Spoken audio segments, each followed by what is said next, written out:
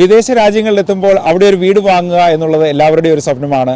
കാനഡയിലും ഇപ്പോൾ housing price ഉയർന്നുകൊണ്ടേയിരിക്കുകയാണ്. എന്നാൽ ഒരു സദ്വാർത്ത, കാനഡയിൽ ഇനി നിങ്ങൾ കൊടുക്കുന്ന റെൻറ്റ് ക്രെഡിറ്റ് സ്കോറുമായിട്ട് കണക്ട് ചെയ്യാൻ പോവുകയാണ്. അത് നിങ്ങളുടെ ക്രെഡിറ്റ് സ്കോറിനെ ഉയർത്താൻ വേണ്ടി സഹായിക്കും.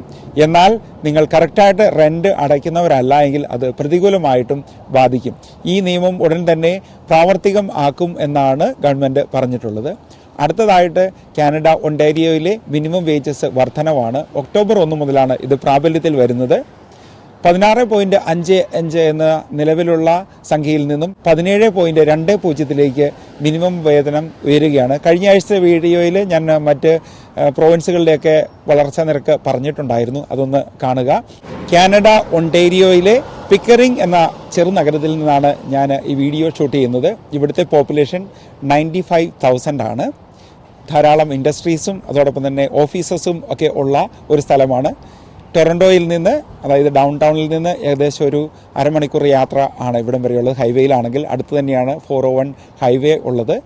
പിന്നെ നമ്മൾ ഈ വീഡിയോസൊക്കെ പല ചെറുനഗരങ്ങളിൽ നിന്നാണ് ഇപ്പോൾ ഷൂട്ട് ചെയ്യുന്നത്. കാരണം നിങ്ങൾക്കും ഈ സ്ഥലങ്ങളെപ്പറ്റി ഒരു പരിചയം വരുന്നതിന് വേണ്ടിയാണ് ഇത് ചെയ്യുന്നത്. കാനഡയിലെ ടെമ്പററി റെസിഡൻസിൻ്റെ നമ്പർ വീണ്ടും കുറയ്ക്കുമെന്നാണ് കഴിഞ്ഞ ദിവസം നടന്ന ഒരു ഇൻ്റർവ്യൂവിൽ ജസ്റ്റിൻ ട്രൂഡോ പ്രധാനമന്ത്രി CBC റേഡിയോയോട് പങ്കുവച്ചത്. ഇപ്പോഴത്തെ ഒരു നിരക്കെന്ന് പറയുന്നത് 7.5% ആളുകൾ ടെമ്പററി റെസിഡൻസ് ആണ്. അതിൽ സ്റ്റുഡൻസ് ഉണ്ട്, പിന്നെ മറ്റ് കാറ്റഗറിയിലുള്ള ടെമ്പററി വർക്കേഴ്സ് ഉണ്ട്, റെഫ്യൂജീസ് ഉണ്ട്, അങ്ങനെ പല ആളുകളുമുണ്ട്. എന്നാൽ ഈ നമ്പർ എന്ന് പറയുന്നത് 2017 ചെറിയ ശതമാനമായിരുന്നു, 2% ഉള്ളായിരുന്നു. സ്റ്റുഡൻസിന് ഇനി കാനഡയിൽ പഠിക്കാൻ വരണമെങ്കിൽ പ്രൊവിൻഷ്യൽ അറ്റസ്റ്റേഷൻ ലെറ്റർ എന്ന് പറയുന്ന രേഖ ഓഫർ ലെറ്ററിനോടൊപ്പം തന്നെ ഹാജരാക്കേണ്ടതുണ്ട്. അപ്പോൾ അതിനുള്ള അപ്ഡേറ്റ്സ് എന്ന് പറയുന്നത് 94% പ്രൊവിൻഷ്യൽ അറ്റസ്റ്റേഷൻ ലെറ്റേഴ്സും ഇനിയിപ്പം യൂണിവേഴ്സിറ്റീസിനും പബ്ലിക് കോളേജസിനും മാത്രമായിരിക്കും കൊടുക്കുന്നത്. ബാക്കി വരുന്ന 6%മേ ഉള്ളൂ മറ്റ് സ്ഥാപനങ്ങൾക്ക് കൊടുക്കുകയുള്ളൂ. അത് ലാംഗ്വേജ് സ്കൂളുകൾ, പിന്നെ പ്രൈവറ്റ് കരിയർ കോളേജസ്, പിന്നെ വരുന്നത് പ്രൈവറ്റ് യൂണിവേഴ്സിറ്റീസ് എന്ന് പറയുന്നൊരു കാറ്റഗറിയാണ് വരുന്നത്. അപ്പോൾ മുഖ്യ പങ്കും വരുന്നത് യൂണിവേഴ്സിറ്റീസിനും പബ്ലിക് കോളേജസിനുമായിരിക്കും. എന്നാൽ അതിൻ്റെ അലോട്ട്മെൻറ്റ് ആരംഭിച്ചിട്ടില്ല. ഇനിയിപ്പോൾ എന്തെങ്കിലും അപ്ഡേറ്റ്സ് ഒക്കെ നിങ്ങൾക്ക് കിട്ടിയിട്ടുണ്ടെങ്കിൽ ഇവിടെ കമൻ്റായിട്ട് കൊടുക്കുക. ഞാൻ അറിയുന്ന കാര്യങ്ങളൊക്കെ തീർച്ചയായിട്ടും നിങ്ങളെ അറിയിക്കുന്നതാണ്. അടുത്തതായിട്ട് ഒണ്ടാരിയോയിലെ മെഡിക്കൽ അഡ്മിഷനെ പറ്റിയുള്ള കാര്യങ്ങളാണ്. ക്യൂൻസ് യൂണിവേഴ്സിറ്റി ഇനി ഒരു പുതിയൊരു ലോട്ടറി സിസ്റ്റം ആരംഭിക്കുകയാണ്. എന്ന് പറഞ്ഞിട്ടുണ്ടെങ്കിൽ ഒരു കട്ട് ഓഫ് സിസ്റ്റമാണ്. അത് GPA, MCAT score, Casper test മുതലായ കാര്യങ്ങളുടെ ബേസിലായിരിക്കും നടക്കുന്നത്. 5000 ആപ്ലിക്കൻസ് ആണ് സാധാരണയായിട്ട് വരുന്നത്. അതിൽ 600 മുതൽ 750 വരെയാണ് ഫസ്റ്റ് റൗണ്ടിൽ സെലക്ട് ചെയ്യുന്നത്. അതിനുശേഷം ഒരു മിനി ഇൻ്റർവ്യൂ ഉണ്ടായിരിക്കും. അതിൽ നിന്ന് വീണ്ടും 300 മുതൽ 400 വരെ സോർട്ട് ഔട്ട് ചെയ്യും. അതിൽ നിന്നും തിരഞ്ഞെടുക്കുന്ന 115 പേർക്കായിരിക്കും ഇവിടെ അഡ്മിഷൻ കിട്ടുക എന്ന് പറയുന്നത്. ഇനിയിപ്പോൾ മെഡിക്കൽ സ്കൂളുകളിലേക്കുള്ള അഡ്മിഷന് ഒക്കെ എന്ന് പറഞ്ഞു കഴിഞ്ഞിട്ടുണ്ടെങ്കിൽ ഇച്ചിരി ടഫാണ്. അതാണ് പല ആളുകളും US മൂവ് ചെയ്യുന്നുണ്ട്. അപ്പോൾ നമ്മുടെ സ്റ്റുഡൻസിനൊക്കെ ഉള്ള മുന്നോട്ടുള്ള സാധ്യതകൾ നോക്കി കഴിയുമ്പോഴേക്കും പലരും പല സ്ഥലങ്ങളിലേക്കും മൂവ് ചെയ്യുന്നത്. ഒണ്ടാരിയോയിൽ കുറച്ച് യൂണിവേഴ്സിറ്റികളേ ഉള്ളൂ, US കൂടുതൽ യൂണിവേഴ്സിറ്റികളുണ്ട്. അതൊക്കെയാണ് അതിൻ്റെ ഒരു പ്രധാന കാരണം. ഡോക്ടേഴ്സിൻ്റെ കുറവ് എന്ന് പറയുന്നത് ഒരു വലിയ ഷോർട്ടേജ് തന്നെയാണ് ഇവിടെ.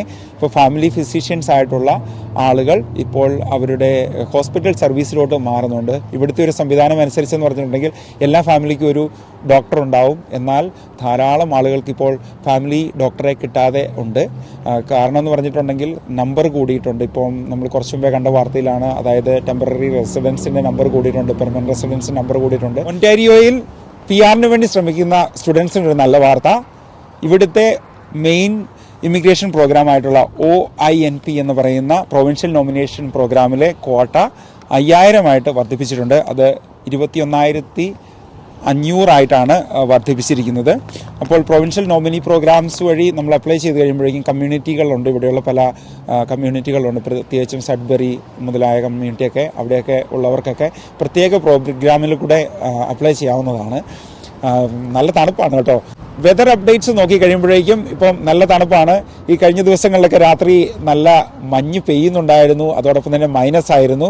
ഇപ്പോൾ നിങ്ങൾക്ക് കാണാം ഇവിടെയൊക്കെ നന്നായിട്ട് മഞ്ഞ് വീണ് കിടക്കുന്ന സ്ഥലങ്ങൾ. പിന്നെ മഴ പെയ്യുന്നുണ്ടായിരുന്നു, നല്ല മഴയുണ്ടായിരുന്നു. അപ്പോൾ ഈ സമയത്ത് മഴ നല്ലതാണ്, കാര്യം പുല്ലൊക്കെ നന്നായിട്ട് കയറി വരും. പിന്നെ കൃഷികളൊക്കെ ഇറക്കുന്ന സമയമായി വരുന്നു, സ്പ്രിംഗ് സീസണാണ്.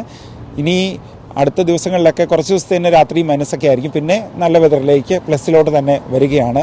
നമുക്കറിയില്ല, കാനഡയിലെ വെതർ ഇങ്ങനെ മാറിക്കൊണ്ടേയിരിക്കും. അപ്പോൾ നിങ്ങളൊക്കെ നന്നായിട്ട് ഡ്രസ്സപ്പ് ചെയ്യുകയൊക്കെ ചെയ്തു പോവുക. പിന്നെ ഒരു പ്രധാന വാർത്ത, നമ്മുടെ സോളാർ എക്ലിപ്സ് കാനഡയിൽ ഒത്തിരി വർഷങ്ങൾക്ക് ശേഷമാണ് ഫുള്ളായിട്ടുള്ള സോളാർ എക്ലിപ്സ് വരുന്നത്. അതായത് 1979 ലാസ്റ്റ് ടൈം ഇവിടെ സോളാർ എക്ലിപ്സ് നന്നായിട്ട് വ്യക്തമായിട്ട് പൂർണ്ണ തോതിൽ കാണാൻ സാധിച്ചത്. ഈ പ്രാവശ്യം നയഗ്ര റീജിയൻ, ഹാമിൽട്ടൺ അവിടെയൊക്കെയാണ് നന്നായിട്ട് വ്യക്തമായിട്ട് കാണാൻ സാധിക്കുന്നത്. ധാരാളം ആളുകൾ, ഏകദേശം 10 ലക്ഷം ആളുകളോളമാണ് ഈ സ്ഥലങ്ങളൊക്കെ ഏപ്രിൽ 8 വിസിറ്റ് ചെയ്യുമെന്ന് പറയുന്നത്. അപ്പം ആരെങ്കിലുമൊക്കെ പോകാൻ പ്ലാൻ ഉണ്ടെങ്കിൽ നേരത്തെ തന്നെ ഹോട്ടലൊക്കെ ബുക്ക് ചെയ്ത് പോവുക. പിന്നെ സേഫായിട്ട് ഇതൊക്കെ കാണുക. കാര്യം എന്ന് പറഞ്ഞിട്ടുണ്ടെങ്കിൽ നമ്മുടെ നഗ്ന നേത്രങ്ങൾ കൊണ്ട് കാണുന്നത് നല്ലതല്ല ഈ കാര്യങ്ങളൊക്കെ.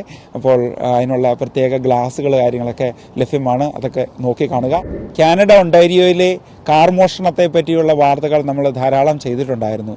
എന്നാൽ ഒരു നല്ല വാർത്ത വന്നിരിക്കുകയാണ്. പോലീസ് 600 കാറുകളാണ് മോൺട്രിയലിലെ പോർട്ടിൽ നിന്നും പിടിച്ചെടുത്തിരിക്കുന്നത്. അതായത് ഇവിടുന്ന് മറ്റ് രാജ്യങ്ങളിലേക്ക് അത് കടത്തിക്കൊണ്ട് പോയിക്കൊണ്ടിരിക്കുകയായിരുന്നു. അപ്പോൾ വളരെ എഫിഷ്യൻ്റായിട്ട് കാര്യങ്ങളൊക്കെ ചെയ്യുന്നുണ്ടായിരുന്നു. പല ചെക്കിങ്ങുകളും കാര്യങ്ങളുമൊക്കെ പല സ്ഥലങ്ങളിൽ നടക്കുന്നുണ്ടായിരുന്നു. ട്രക്കുകളൊക്കെ പോകുമ്പോഴതൊക്കെ തടഞ്ഞു നിർത്തി പോലീസ് ചെക്ക് ചെയ്യുന്നതൊക്കെ കാണുന്നുണ്ടായിരുന്നു. ഈ പിടിച്ചെടുത്ത കാറുകളൊക്കെ പോകുന്നു പറഞ്ഞിട്ടുണ്ടെങ്കിൽ യൂറോപ്യൻ കൺട്രീസിലോട്ടും ഏഷ്യൻ കൺട്രീസിലോട്ടും ആഫ്രിക്കയിലോട്ടും ഒക്കെയാണ് പോയിക്കൊണ്ടിരിക്കുന്നത്. ഇനിയും നമ്മൾ വളരെ സേഫായിട്ട് ഇരിക്കേണ്ടതായിട്ടുണ്ട്. കാരണം എന്ന് പറഞ്ഞിട്ടുണ്ടെങ്കിൽ ഇതൊരു വലിയൊരു ഗ്യാങ് തന്നെയാണ് ഇതിൻ്റെ പിന്നിലുള്ളത്. അപ്പോൾ നമ്മുടെ കാറൊക്കെ വളരെ സേഫായിട്ട് വെക്കാൻ വേണ്ടി എയർ ടാഗ്, പിന്നെ അതോടൊപ്പം തന്നെ ലോക്ക് സംവിധാനങ്ങൾ ഒക്കെ ചെയ്യുക. പിന്നെ ഗരാജൊക്കെ ഉള്ളവർ ഉള്ളിൽ തന്നെ പാർക്ക് ചെയ്യാൻ വേണ്ടി ശ്രദ്ധിക്കുക. കാനഡ ഒണ്ടാരിയോയിൽ വീണ്ടും സൈബർ ആക്രമണം. ഇപ്രാവശ്യം Windsor Regional Hospital, Hotel DU Grace Healthcare, Erie Shores Healthcare, Chatham Kent Health Alliance, Bluewater Health എന്നീ ഹോസ്പിറ്റലുകളെയാണ് സൈബർ ഹാക്കേഴ്സ് അറ്റാക്ക് ചെയ്തിരിക്കുന്നത്. നമുക്കറിയാം, 2 മാസങ്ങൾക്ക് മുമ്പ് ടൊറൻറ്റോ പബ്ലിക് ലൈബ്രറിയിലും ഇതുപോലെ തന്നെ സംഭവം ഉണ്ടായിട്ടുണ്ടായിരുന്നു. അപ്പോൾ ഇങ്ങനെയുള്ള പ്രശ്നങ്ങൾ ഉണ്ടായി കഴിയുമ്പോഴേക്കും സിസ്റ്റംസ് എല്ലാം താറുമാറിലാകും. പിന്നെ വരുന്നതെന്ന് പറഞ്ഞിട്ടുണ്ടെങ്കിൽ അവരെ പൈസയൊക്കെ കൊടുത്തൊക്കെയാണ് കാര്യങ്ങളൊക്കെ സെറ്റ് ചെയ്യുന്നത്.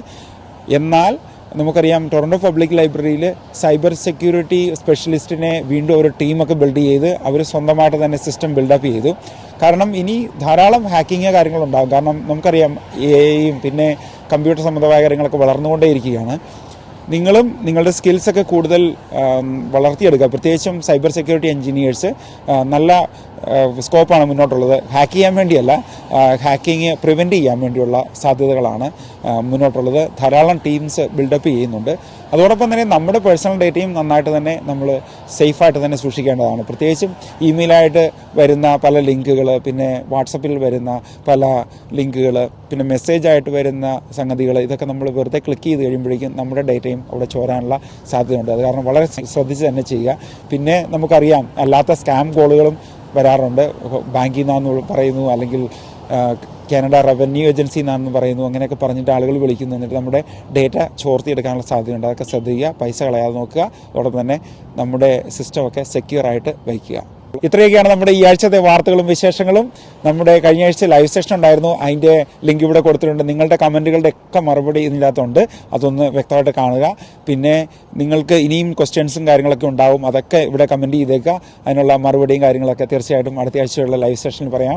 പിന്നെ നമ്മുടെ ഒരു നല്ല വീഡിയോ വരുന്നുണ്ട്. അതായത് പുതിയ പ്രൊഫഷൻസ് ഏതൊക്കെയാണ് സാധ്യത ഉള്ളതിനെ പറ്റിയുള്ള ഒരു നല്ല ഡിസ്കഷനാണ് അത് വരുന്നത്. അതും ഒന്ന് കാണുക. അടുത്ത വ്യാഴാഴ്ച അത് പബ്ലിഷ് ചെയ്യുന്നതായിരിക്കും. എല്ലാവർക്കും ഒരു നല്ല ദിവസവും ആഴ്ചയും ആശംസിക്കുന്നു. Thanks for watching. ബൈ.